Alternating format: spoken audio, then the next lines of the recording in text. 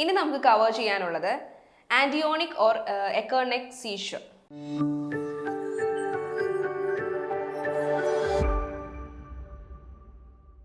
It's the momentary loss of muscle tone, അതായത് പെട്ടെന്നുണ്ടാകുന്ന sudden muscle tone loss. അതുമൂലം വിക്ടിമിൻ ഇഞ്ചുറി ഉണ്ടാകാൻ സാധ്യതയുണ്ട്. അത് കോമൺ ആയിട്ട് ഇൻവോൾവ് ചെയ്യുന്ന ടെമ്പറൽ ലോബാണ്. ആൾട്ടേർഡ് ബിഹേവിയർ ഉണ്ടായിരിക്കാം, സൈലന്റ് അൺവെയർഡ് ആയിരിക്കും. ഈ ആൾട്ടർ ബിഹേവിയറിൽ കുറിച്ച് കോൺഷ്യസ്നസ് ലോസ് ആകാറുണ്ട്. ഇനി അതിൻ്റെ അസസ്മെൻറ്റിൽ നമുക്ക് നോക്കാം. ഇനി നമ്മൾ പ്രൊബബ്ലി കളക്ട് ചെയ്യുന്നത് സീഷറിൻ്റെ ഹിസ്റ്ററിയാണ്.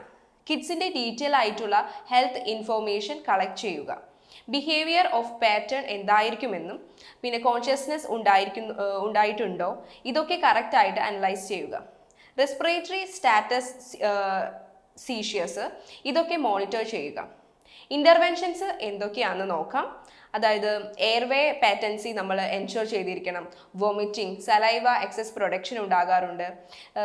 അങ്ങനെയാണെങ്കിൽ there is A chance of aspiration. ഇതൊക്കെയും പ്രിവെൻറ്റ് ചെയ്യേണ്ടത് വളരെ ഇമ്പോർട്ടൻ്റ് ആണ്.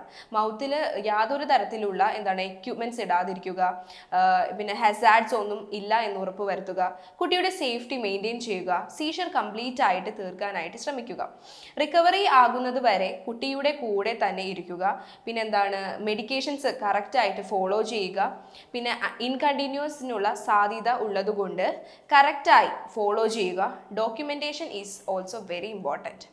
Seizure is very life threatening situation. So emergency care ആവശ്യമാണ്. ഇതൊക്കെയാണ് നമ്മൾ ശ്രദ്ധിക്കേണ്ട കാര്യങ്ങൾ.